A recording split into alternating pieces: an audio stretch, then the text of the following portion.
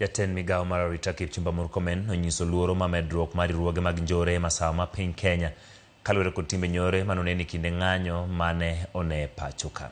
Murkomen ka loso e romo mar arita mong'ere kaka jukwaa la usalama e kaunti ma Kiambu kwa jatend bad migao mar doho mondo kaw ndawa mager ma chik ne achije mitudo kod njao arita e gwenge makono. And they have serious cover every time they are arrested.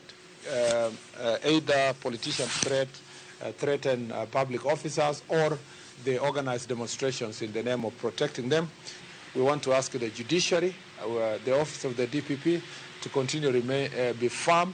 We cannot succeed in the security sector alone.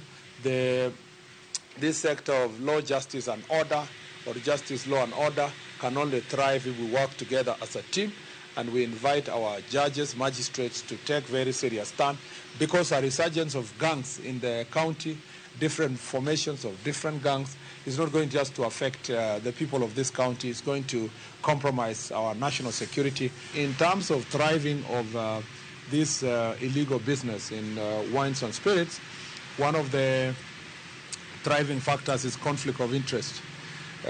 Most of the people who are expected to license and enforce are actually the business people.